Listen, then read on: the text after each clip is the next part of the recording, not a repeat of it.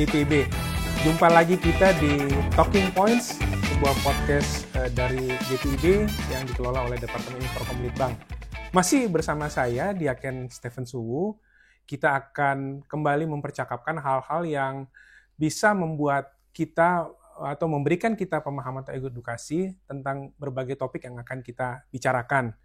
Nah, di topik kali ini masih bersama dengan Bapak Pendeta Adriano Wangkai sebagai kelangsungan dari dua topik yang kita sudah pernah percakapkan kemarin. Pak Pendeta Wangkai, kita jumpa lagi ya dalam talking point kali ini, dan topiknya masih bersinggungan dengan dua sesi terdahulu di mana kita sudah bicarakan manajemen penata layanan gereja, juga yang terakhir kita bicarakan menyangkut tata gereja. Nah, Pak Pendeta, kalau kita bicara tata gereja itu mungkin sebagai organisasi, sebagai gereja, kadang kita mengalami kondisi yang ini walaupun tidak banyak jemaat ya Pak Pendeta ya, tidak ideal atau tidak letterlek atau mungkin kesulitan memahaminya. Sekali lagi ini tidak terjadi semua jemaat, tetapi ketika ada konteks memahami tata gereja mungkin secara tidak menyeluruh atau ada dinamika, itu bagaimana Pak Pendeta memberikan pandangan? Baik, terima kasih ya atas pertanyaan ini. Dan kesulitan kita di gereja ini memang selalu berkaitan dengan persepsi. Bagaimana memahami semua ketetapan atau keputusan yang dihasilkan oleh gereja melalui persidangan Sinode Raya. Nah, terkait dengan hal itu ya selalu yang menjadi persoalan pertama, saya ingatkan sekali lagi, GPIB itu, anggota GPIB, warga GPIB itu tidak hanya di satu wilayah, pulau tertentu, tapi tersebar di 27 provinsi di Indonesia. Itu artinya selalu ada tarikan kepentingan secara kewilayahan, jemaat, atau mupel gitu ya, atau bahkan majelis sinode. Nah, di mana sih kita harus meletakkan pemahaman terkait dengan bagaimana tata gereja ini kan dipahami. Betul. Supaya menjadi satu kesatuan pikir dan tindakan dari seluruh warga GPIB. Nah, untuk hal itulah maka saya rasa penting ya kalau kita menyoroti lebih dahulu apa sih perannya jemaat itu di GPIB. Di gereja kita ini peran jemaat itu seperti apa. Supaya jangan lagi kita memahami ada apa-apa itu yang menyelesaikan itu sinode. Iya. Selalu begitu polanya. Padahal ada kewenangan di dalam diri jemaat itu sendiri. Seperti yang sudah disinggung ya di dalam pertemuan kita sebelumnya terkait dengan perannya SMJ, Sidang Majelis Jemaat. Betul. Tetapi paling tidak lewat kesempatan ini marilah kita mengerti dan memahami bahwa di masing-masing jemaat itu diberikan peluang ya, diberikan juga kewenangan oleh gereja untuk mengelola tugas panggilan gerejanya gitu. Yang tentu seperti tadi ditanya, satu jemaat dengan jemaat yang lain itu pastilah berbeda konteks gitu. Tetapi kepentingan GPIB itu satu.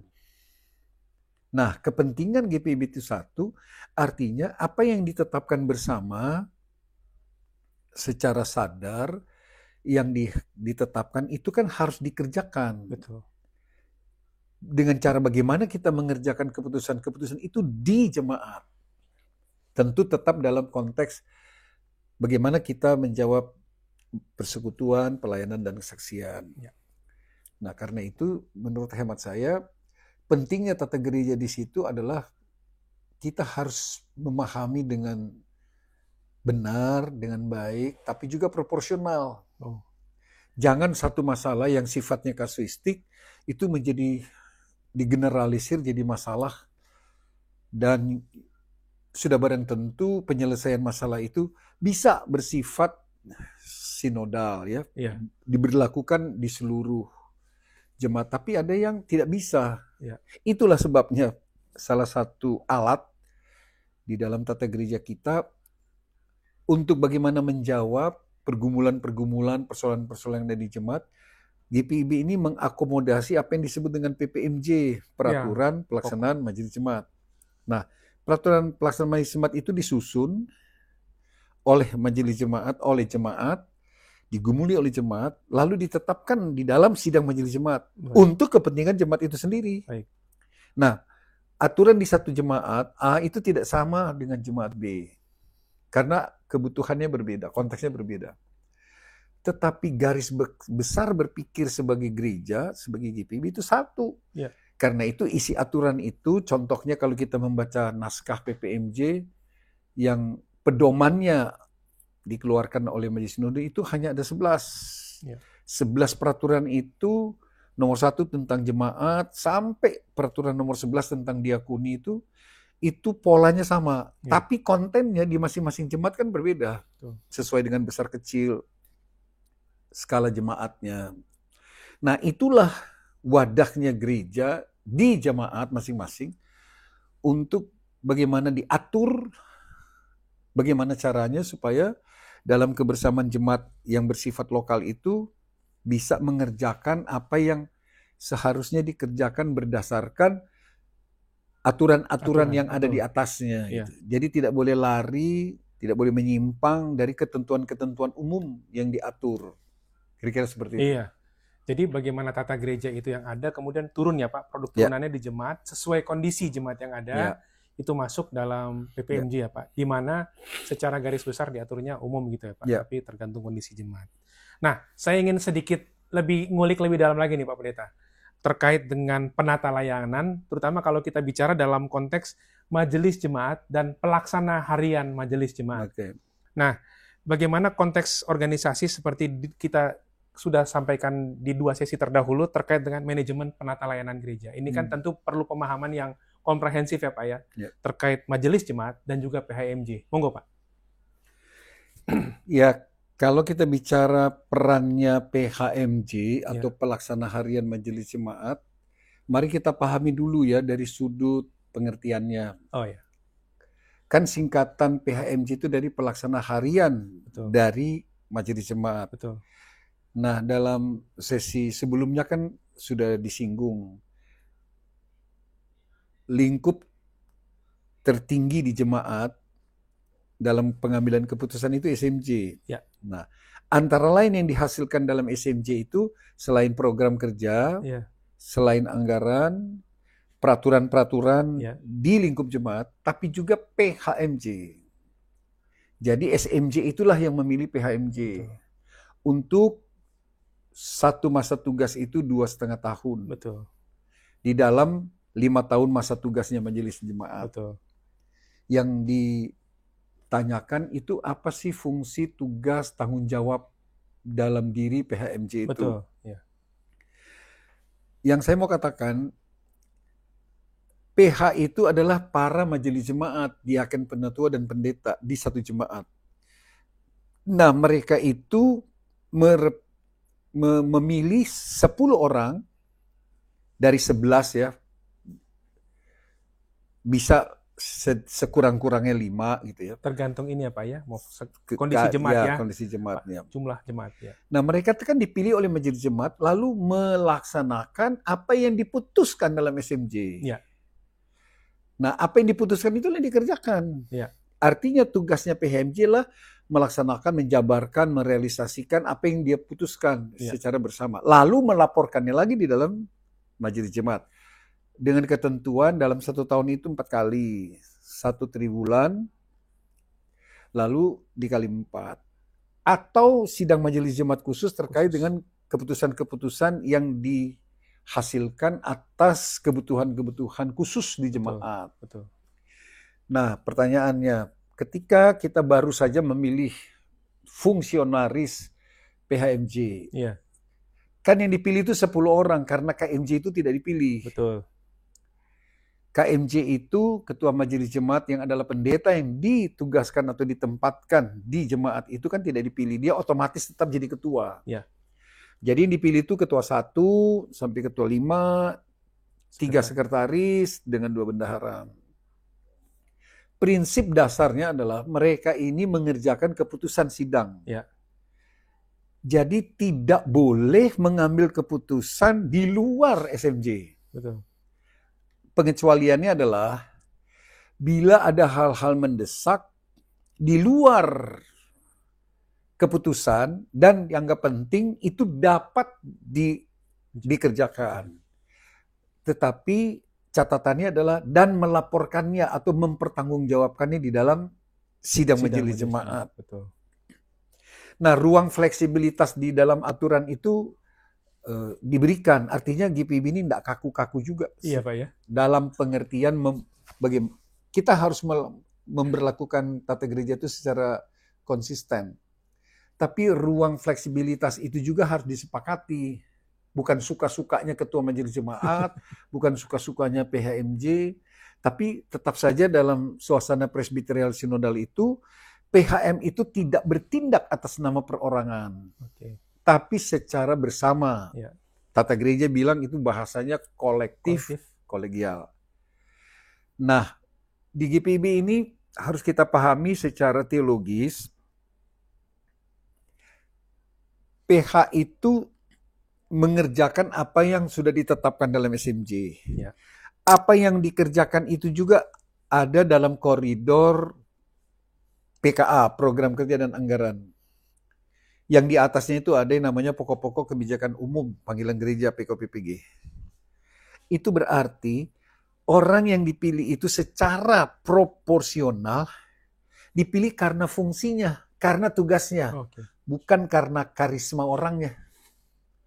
Jadi bukan pada subjektivitas orang, tapi karena penugasannya apa, maka orang itu diharapkan dapat mengerjakannya. Dan dia bertanggung jawab terhadap tanggung jawab yang diberikan. Jadi ada tugas tanggung jawabnya, baru kita pilih orang. Bukan pilih orang baru cari-cari kerjaan. Tidak seperti itu di GPIB. Dengan begitu, PHM itu juga dinilai, dievaluasi, diukur kinerjanya.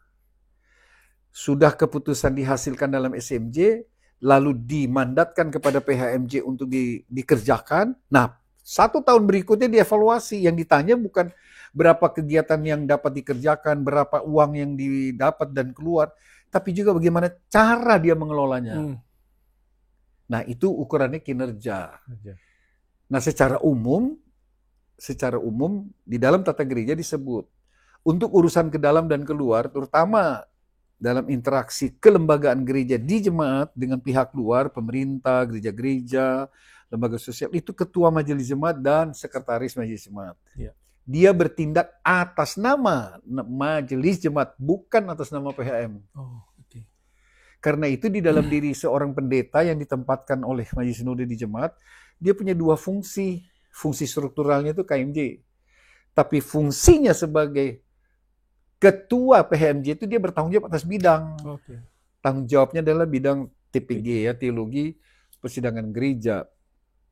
Jadi dia juga ikut dievaluasi. Tetapi yang memimpin sidang majelis jemaat itu bukan PHM. Nah, di sini terjadi kekeliruan. Mungkin sampai sekarang masih ada dalam prakteknya yang memimpin SMJ itu adalah PHM. Kalau kita mengacu kepada tata gereja, tidak ada peraturan yang mengatakan itu. Yang memimpin sidang majelis jemaat itu adalah PHMJ. Peraturan pokok nomor 1, peraturan pokok nomor 2 dari tata gereja kita tahun 2000 itu tidak ada menyatakan itu. Tapi dipimpin oleh KMJ dan didampingi oleh sekretaris. Dialah yang memimpin. Sifatnya pun memoderasi percakapan. Karena SMJ itu adalah representasi musyawarahnya diaken, penatua, pendeta. Jadi tidak ada kata PH di dalamnya. PH itu dipilih oleh SMJ untuk mengerjakan. Terus dia yang memimpin. Berarti dia atasannya. Di GPIB tidak ada pengertian seperti itu. Nah, inilah yang harus Nah, aturan bagaimana tata kelolanya jemaat terkait dengan majelis jemaat, terkait dengan PHMJ, terkait dengan unit-unit misioner, terkait dengan BPPJ, panitia-panitia. Nah, itu dalam tanggung jawab penuh yang namanya majelis jemaat. Ingat ya, namanya majelis jemaat sebagai pimpinan, dia punya alat yang namanya PH.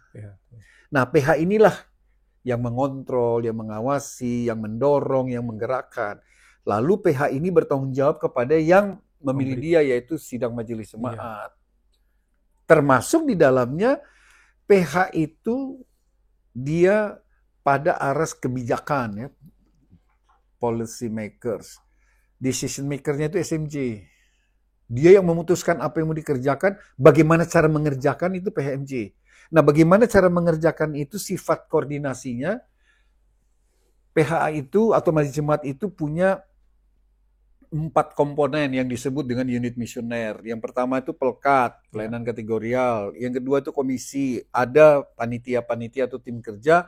Dan kedua atau cabang yayasan yang ada di lingkup jemaat. Nah, itu alatnya majelis jemaat untuk menjabarkan misi gereja, dalam hal ini menjabarkan program kerja dan anggaran setiap tahun. Iya.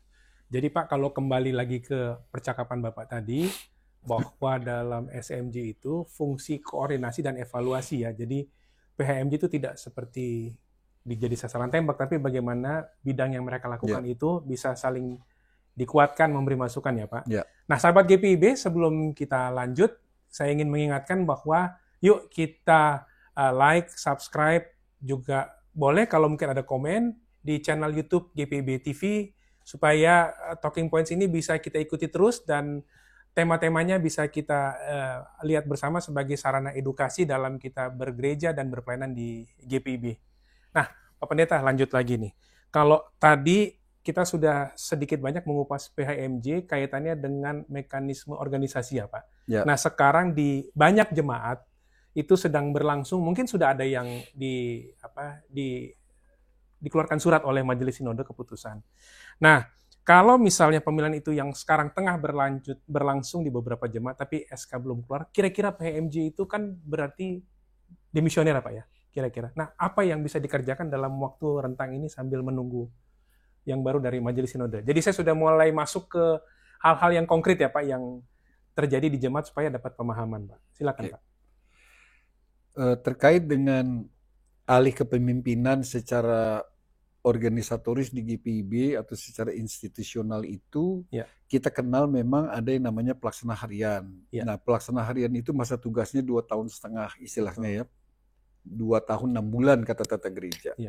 Dan dapat dipilih kembali untuk 2 kali berturut-turut dalam jabatan. Nah, apabila sekarang terjadi peralihan kepemimpinan tersebut, pemilihan fungsionaris majelis sinode, pelaksana harian majelis jemaat, itu dilakukan di dalam sidang majelis jemaat khusus. Agenda khususnya hanya pemilihan. Tunggal, ya Pak, ya? Tidak bisa lain. Oke. Bahwa ketika sudah terpilih, itu tidak otomatis dia langsung memimpin. Secara administratif itu tetap PHM yang lama. Jadi, sama saja kita memilih majelis sinode yang baru bulan Oktober. Begitu terpilih tidak otomatis di situ langsung dia berubah. Tidak. Kan ada acara pertanggungjawaban, ada serah terima. Nah, sekali lagi, secara administratif, majelis sinode yang terpilih atau PHMJ yang terpilih, itu tetap dia belum dapat mengerjakan tugas-tugasnya sampai nanti dikeluarkannya surat keputusan, diperkenalkan di jemaat. Dalam ibadah minggu, ya Pak? Dan sebelumnya itu ada sidang majelis jemaat khusus untuk pertanggungjawaban. Barulah beralih. Begitu sudah SMJ biasanya dilakukan hari Sabtu atau hari Minggu sebelum ibadah, lalu diperkenalkan di jemaat lewat warta jemaat. Nah, begitu SK dibacakan, nah mulai saat itulah dia secara administratif PHM yang baru itu bertugas. Jadi tidak juga ada istilah demisioner. Kenapa? Kan kepemimpinan di jemaat itu kan kolektif kolegial. Ada ketua majelis jemaat dan fungsinya tetap sebagai ketua PHMJ. Kalau dibilang demisioner, untuk apa ada KMJ? Jalannya organisasi jemaat itu tetap harus berjalan dan bergulir atas kontrol yang namanya ketua majelis jemaat selama jeda waktu sampai PHM yang baru itu mengerjakan tugas. Jadi PHM yang lama itu tetap bertugas secara administratif, hanya saja dibatasi kewenangannya. Tidak lagi dapat mengeluarkan uang lebih daripada yang disyaratkan di dalam PPMJ misalnya mengeluarkan kebijakan-kebijakan yang tidak ada di dalam PKA. Nah, itu harus menahan diri sampai diadakannya serah terima. Artinya nanti PHMJ yang baru itu yang mengerjakannya. Tetapi catatan saya adalah sudah jadi kebiasaan. Begitu terpilih tidak boleh ambil keputusan. Nah, itu keliru ya. Karena secara organisasi itu gereja ini tidak bergantung kepada orang. Gereja ini kan terus berjalan. Nah, karena itu kehadiran pendeta sebagai ketua majelis jemaat, dia harus memberikan kepastian secara administratif, organisatoris, gereja ini terus berjalan. Bahwa orang berganti secara ini ya tidak apa-apa gitu ya. Nanti bersama dengan itu kan ada lagi pengadaan atau pergantian pengurus pelkat. Betul. Sebagai unit misioner di jemaat. Betul, ya. Gitu. Nah, itu Pak Pendeta kayaknya sudah menangkap apa yang di pikiran saya. Untuk pertanyaan berikut, saya ingin masuk ke unit misioner. Karena bagaimanapun juga, itu salah satu bagian dari penata layanan di jemaat ya Pak ya. Nah, bagaimana kemudian unit misioner itu melakukan tugasnya dalam, boleh saya pakai kata pengawasan atau supervisi dari majelis jemaat? Kemudian, apa unit misioner itu sendiri Pak, kita perlu kenal. Bagaimana? Jadi, itu Pak, 2 poin ya. Jadi dalam struktur organisasi jemaat, di lingkup jemaat, jadi saya katakan tadi di awal ya bahwa lembaga yang pengambilan keputusan tertinggi itu ada yang namanya SMJ. Betul. SMJ ini menghasilkan PHMJ, menghasilkan BPPJ. Lalu dia menetapkan unit-unit misioner. Nah, unit misioner itu seperti saya katakan tadi, antara lain adalah pelayanan kategorial. Nah, pelayanan kategorial ini memang oleh Tata Gereja tahun 2021 masa tugasnya sama dengan PHMJ 2,5 tahun atau 2 tahun 6 bulan. Berarti diganti. Nah, pergantian itu dilakukan oleh majelis jemaat. Ditetapkan dalam SMJ. Nah, pengadaannya kalau kita mengacu kepada tata gereja ini ada aturan tersendiri yang mengatur tentang pelayanan kategorial ya, peraturan di tata gereja tahun 2001 itu di peraturan pelaksanaan 3B. 3A itu tentang mupel. Nah, jadi 3B itu tentang pelkat. Nah, pelkat itu adalah alat kelengkapan organisasi di jemaat. Dia berfungsi sebagai badan pembantu sebenarnya. Jadi kalau bahasanya di peraturan pokok nomor 1 ya tentang jemaat pasal 14 terkait dengan unit misioner itu dikatakan bahwa unit misioner itu adalah pelaksana misi GPIB dalam rangka pembangunan jemaat secara berkesinambungan. Nah, kalau disebut dia pelaksana misi, ini istilahnya yang ada di dalam markas besarnya itu tuh adalah majelis jemaat. Nah, yang perang itu adalah pelkat. Dari anak sampai lansia. Karena dia yang bersentuhan langsung dengan anggota jemaat. Itu berarti peran dia itu mengerjakan apa yang sudah diputuskan. Dengan kata lain, unit misioner itu dalam hal ini pelkat tidak bisa, dalam tanda petik bahasa saya itu ngarang-ngarang bikin program, terus bekerja di luar kontrol, tidak bisa. Karena dia badan pelaksana yang melaksanakan apa yang sudah ditetapkan. Dan pelkat itu bertanggung jawab kepada PHMJ untuk disampaikan dalam SMJ. Itu garis berpikir secara organisatorisnya.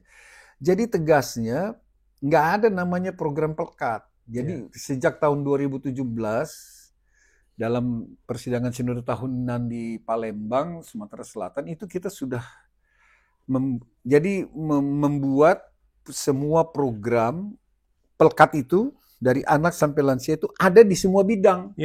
Ada di TPG, ada di teologi, sampai ada di Inforkom. Nah, itu berarti peran unit misioner itu benar-benar dalam hal ini pelkat mengerjakan seperti apa yang diharapkan oleh aturan, yaitu melaksanakan misi gereja. Misi gereja kan misi Tuhan, bukan misi majelis jemaat, bukan misinya sendiri. Dalam kontrol sekali lagi majelis jemaat. Itu. Nah, sahabat GPB, rasanya kalau saya boleh mengambil intisari ya Pak, dari 3 sesi yang kita lakukan di Talking Points, itu ketika kita bicara di awal manajemen penata layanan gereja, kemudian kita bicara tentang tata gereja, dan hari ini diperdalam oleh Pak Pendeta Wangkai terkait dengan bentuk aplikasinya di jemaat, kemudian penata layanan majelis jemaat, kemudian tadi saya sempat juga sedikit menyampaikan bagaimana PHMJ yang baru dan juga tadi alih tugasnya Pak Pendeta, kemudian juga unit misioner. Jadi sahabat GPIB bisa menangkap semacam edukasi terkait dengan bagaimana kita mengenal GPIB lagi dalam kaitannya dengan manajemen pelayanan gereja.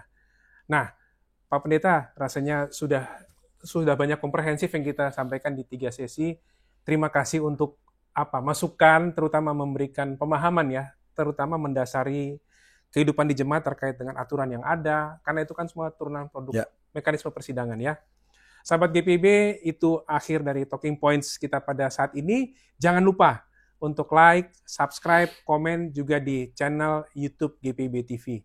Saya, Diaken Stephen Suhu, juga Pak Pendeta Adriano Wangkai, undur. Dan juga kru yang bertugas di podcast Talking Points Majelis Sunda GPIB, Departemen Inforkom Litbang, mengucapkan terima kasih dan Tuhan Yesus memberkati. Shalom. Shalom.